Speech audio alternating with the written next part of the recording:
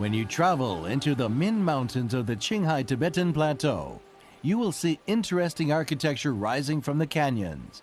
They are pointing to the sky like swords, and they assemble together as if part of an old castle. Some of them have deteriorated with time. However, most are still standing. They are the true testimonies of the masterpiece of the Qiang Watchtower.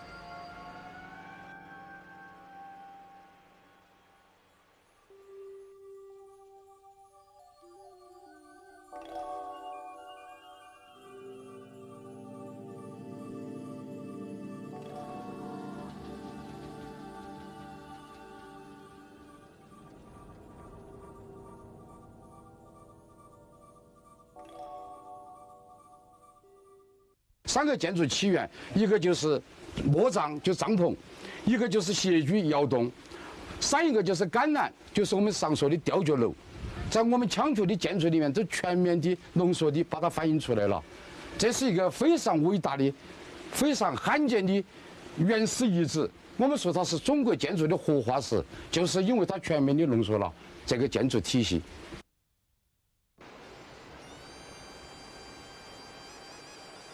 Qiang is one of the oldest ethnic groups of China.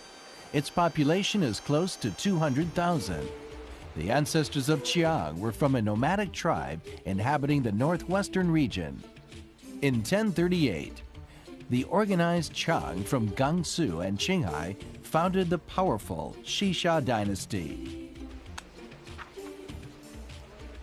In 1227, Xisha collapsed under the heavy force of the Mongolian troops. Some of the Qiangs moved into the mountains of the Min Mountains and settled there.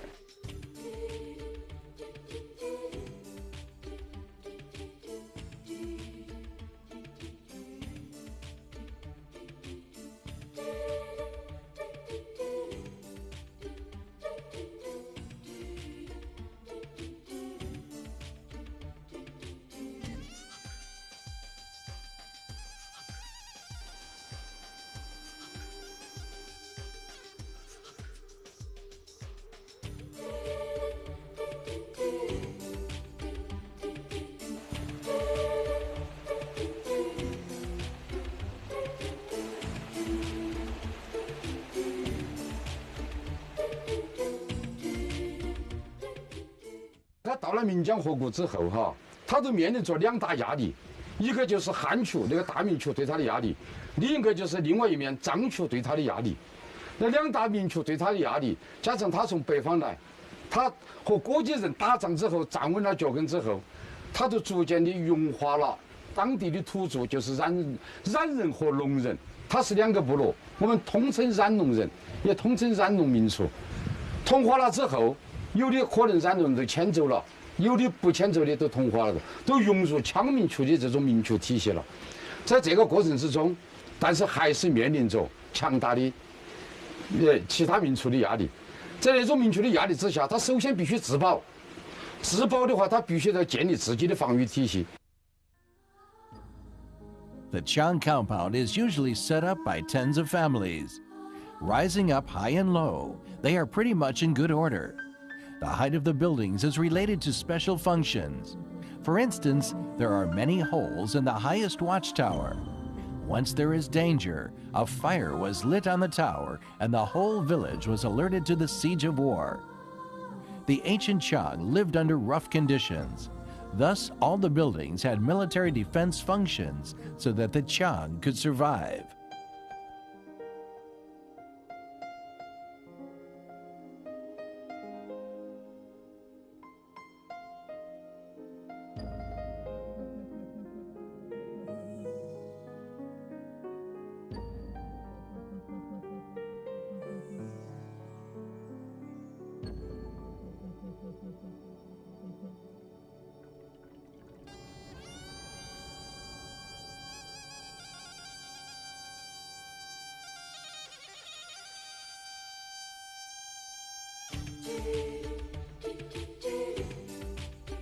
The wisdom of Qiang is that all these buildings are not separated. They are connected together with hidden doors and tunnels called Qianlong.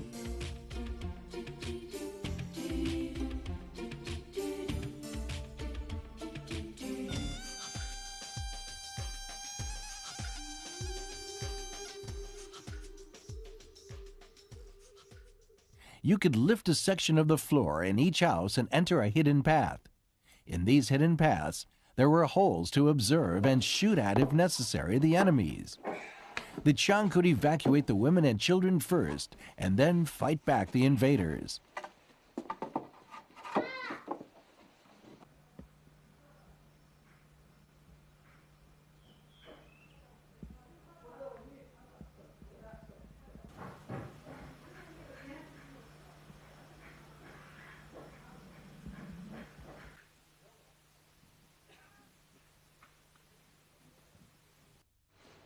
你看这个我们这个羌族的房子啊，到处都家家户户都可以看到像这样子的一个预留的一个门啊。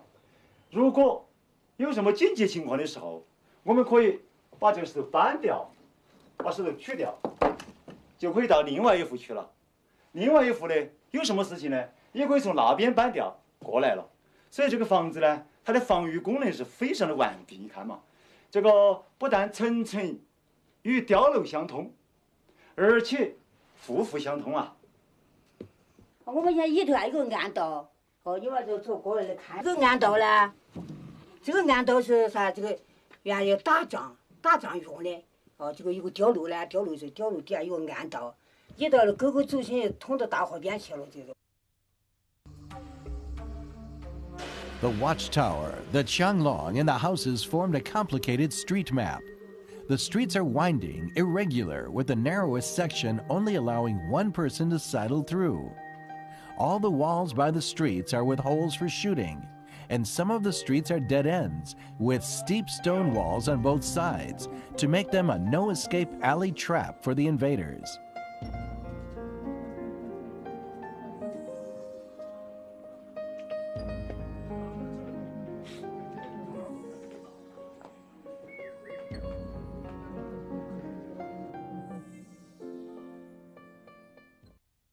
The watchtowers, hidden chambers, and tunnels form a three-dimensional military model.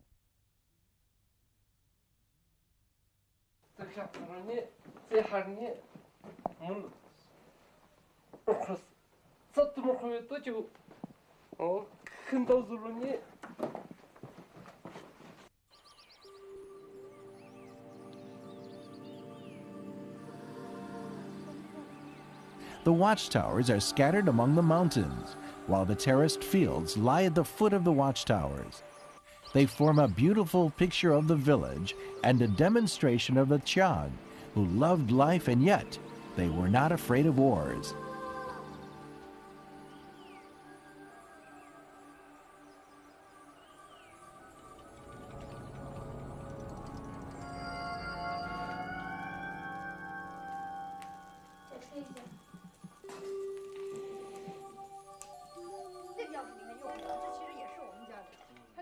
In the Qiang village, you can find the original burglar-proof doors with holes for hidden locks on them. The wooden keys are tooth-like, and even the Qiang with these keys found it clumsy to unlock the doors.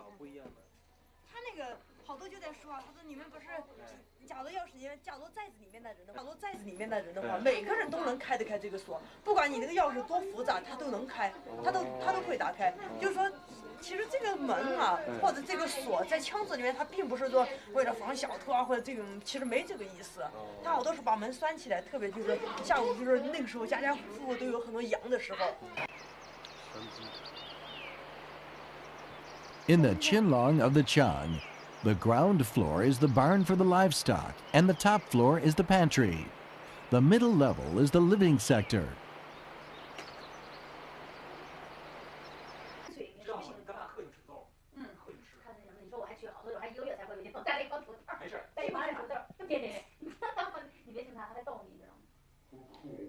In the center of the living sector is the fireplace, which is called the eternal fire.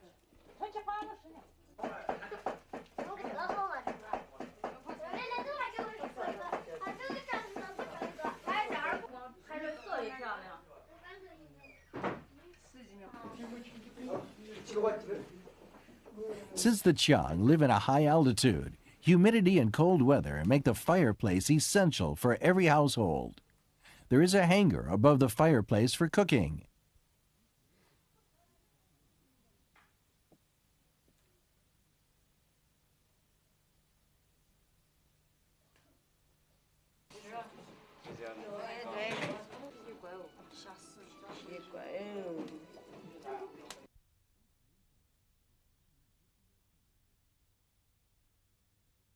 Each winter, the Qiang will butcher their pigs and hang the meat on the hangers to dry. When you walk into the house, you can easily tell the rich household by the amount of meat hanging above the fire.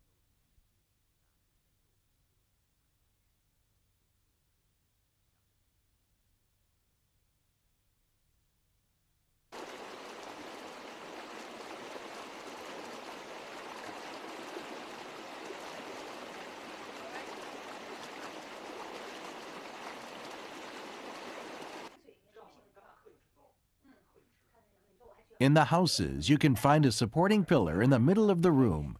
This is the testimony of the Qiang, which was nomadic from the northwest according to the historians. Since nomadic people lived in tents on the grassland, their tents had a pillar for support. After thousands of years, the ancestors had only this evidence left from their descendants to remember their origin.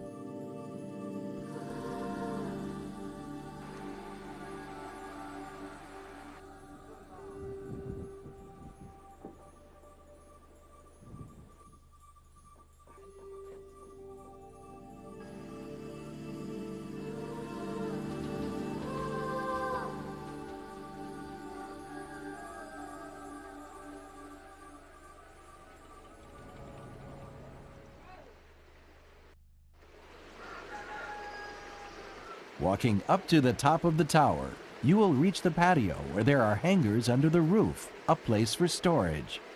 Around the patio are low walls, and the Qiangs rest or dry their stuff on these patios. In the four corners of the patio, there are pointed niches called likashi by the Qiang. On the likashi, people can find the famous white stones of Qiang.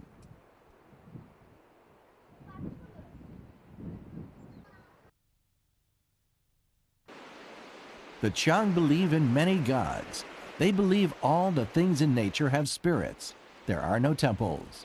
The gods in their minds reside in the mountains and in the vast land. These spirits are with them everywhere at any time. They place white stones on top of their roofs and build stone towers to worship the gods. They believe the God of heaven and the God of the sun are the most powerful of all. They call them Abba Mubita, which is the leader of all gods and their ancestors.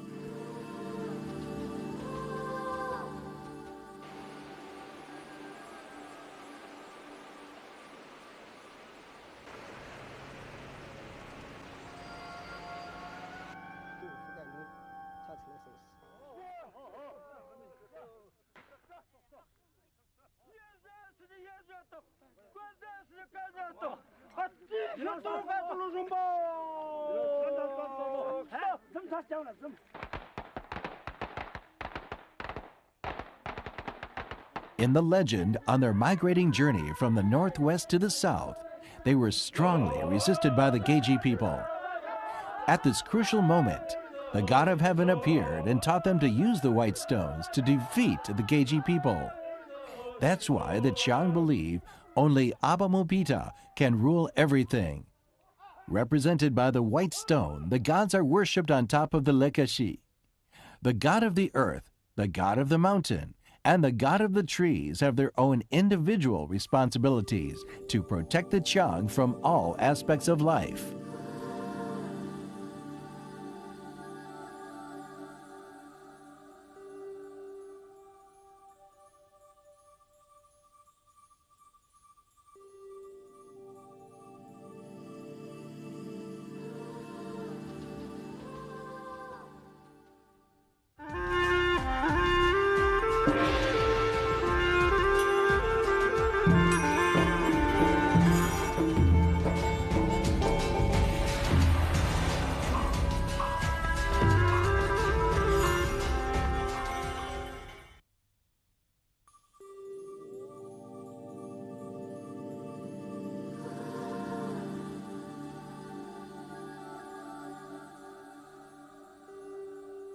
In the Qiang religion, there is a clear definition of God and ghost. Only Shibi can communicate with God, ghost, and humankind. Shibi is also called Shu, or respectively Abashu.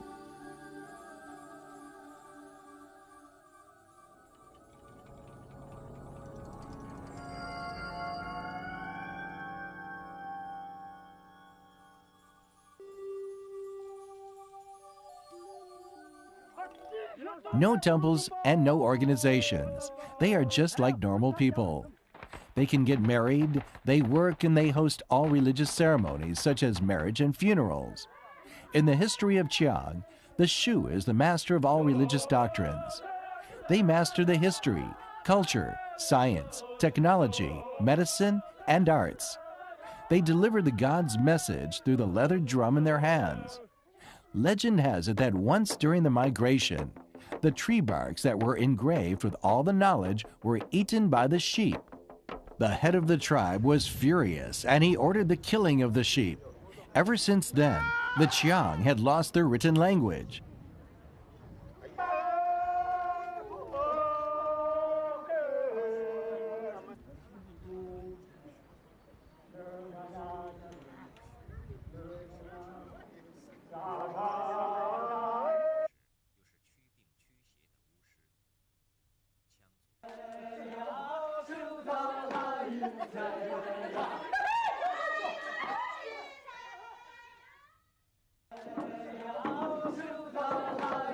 So during the ceremonies of the Shu, they only need to beat the sheep leather drums to convey the knowledge. This is how the knowledge of Qiang was kept, and thus the Shus are much respected by the Qiangs.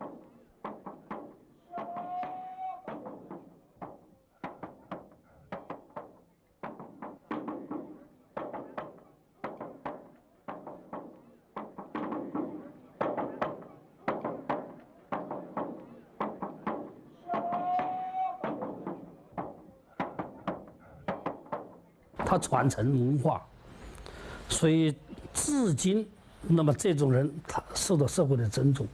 比如这个天要变迁了，是不是啊？气候要怎么变化了？这个季节怎么变化？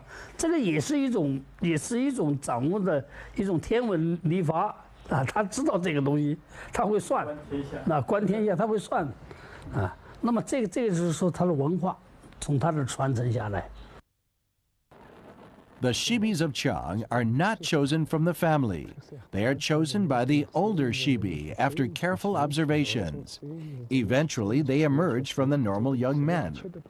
The chosen ones must have good memories and are industrious and kind-hearted. During their break from the fields, they are trained by the teachers and must recite the doctrines. The learning process is at least 3 years or more. All the knowledge and doctrines are learned and memorized by heart. 学这个短歌呢，不像那个做这个调路做那个手艺，这个就心不好了，他就不教你。他说心要好，但是这个是这行手艺是做好事的。做书子、调路子呢是杀伤害你的，这个是两个不同的区别。 The utensils the Shu uses are holy objects. Normally, it includes monkey skin hats, sheep leather drums, and sheep horn divinity symbols. During the ceremony, the Shu always wear a leopard skin vest with a white apron around the waist and triangle hats made from the skin of the golden monkeys. The holy utensils are made from monkey claws and skulls. Besides the Spring Festival, Qingming, and Mid-Autumn Festival, the Qiang have their own traditional holidays. The most important ones are the memorial ceremony for the mountains and the Singing Festival. They have acknowledged the great importance of nature and the forest long before. They worship the rising mountains as the mountain god, the forests as the tree god.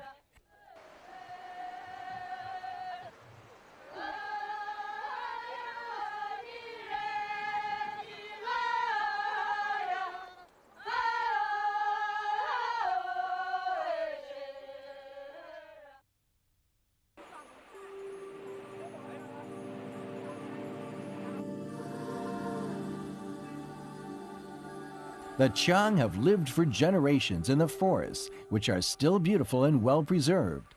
This is sound proof of the Qiang as an ethnic group who respect nature and its natural environments.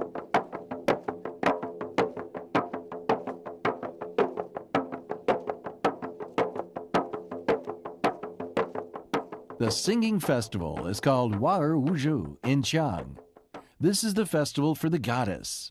The third day of May of each year, each village will send out several women to the tower of Yeheliangzi to sacrifice to the goddess Rumizhu and ask for songs they should sing during the festival.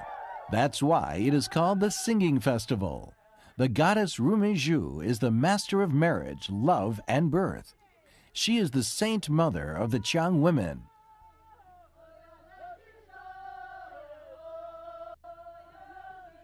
This day of each year, the Qiang women will go to the mountains to pick up flowers and hold a memorial for the goddess.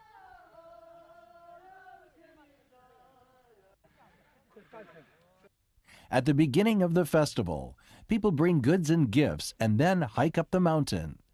They invite the goddess with red candles and incense. They use the well-kept white flour to bake breads in the mountain shape and present it to the Lekashi. The ceremony is presided by the Shu.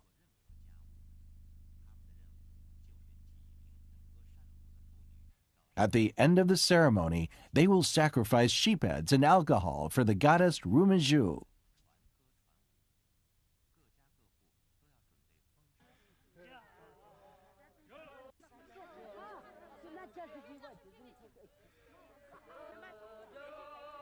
Three days of carnival then follows. During this period, the men take good care of the women by doing errands without mistakes. The traditional singing and dancing must be performed during the singing festival. The most eye-catching one is the Shalang or Guozhuang. Men and women dance and sing hand in hand in circles. The first group sing the first line, then followed by the second group, and so on.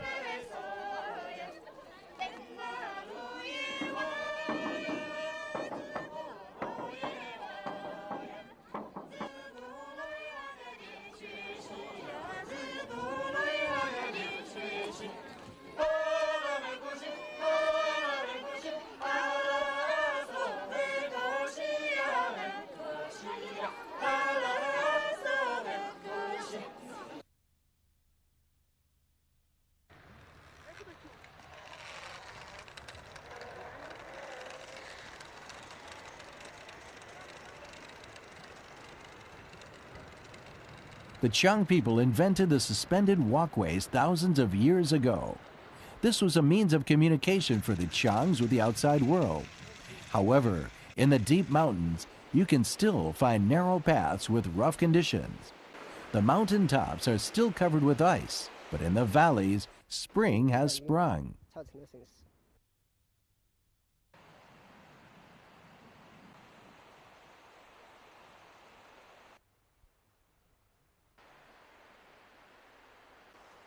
The Qiang are very optimistic, even in harsh natural conditions.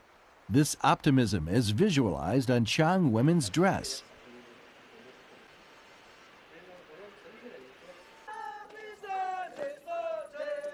They choose sky blue, red, or burgundy to be the color of their blouses. The collar, sleeve, and rims of the blouse are embroidered with colorful patterns.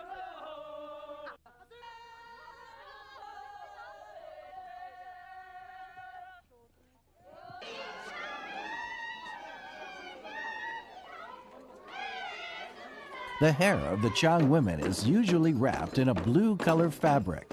The women from the Heihu region wrap in white color fabrics. People call this kind of white wrap the eternal mourning. The legend says that a hero named Gelu Gongbo sacrificed his young life to fight the enemy. To honor him, the women will always wear white.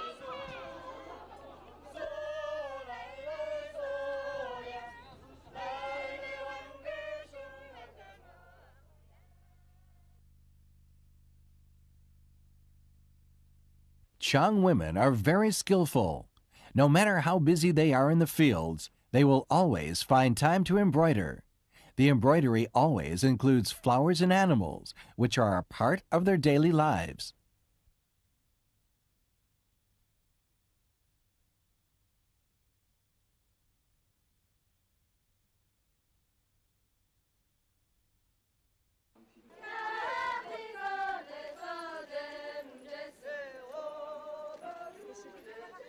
The favorite of the Qiang women is the cloud shoes.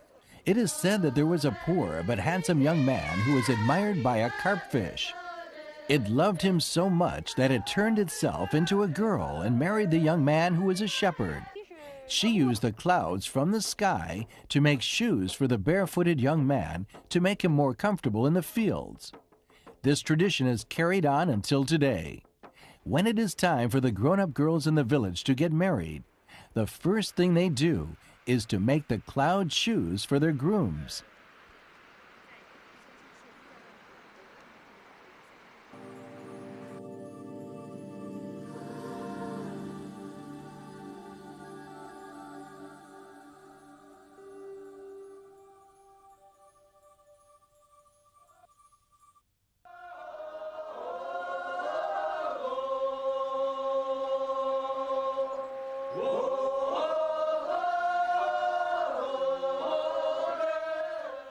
Za alcohol is a must in every Qiang household.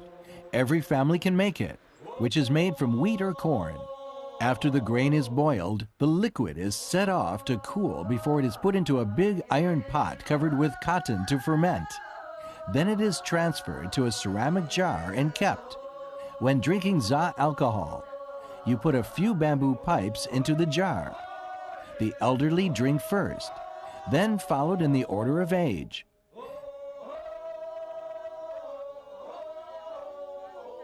Every Qiang family member is good at dancing. It is enjoyed by the whole family during the festivals.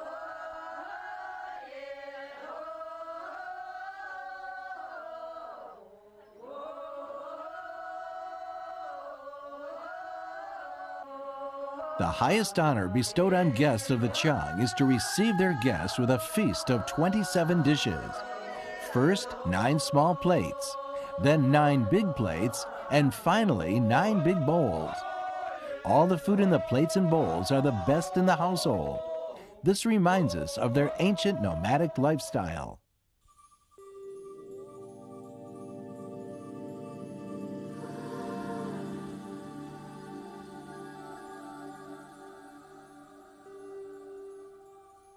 Nowadays, in the deep mountains and high watchtowers, the Qiang live happily preserving their old civilization. Just like this old song coming from the old house, it echoes in the valleys as well as in the hearts of generations of the Qiang people.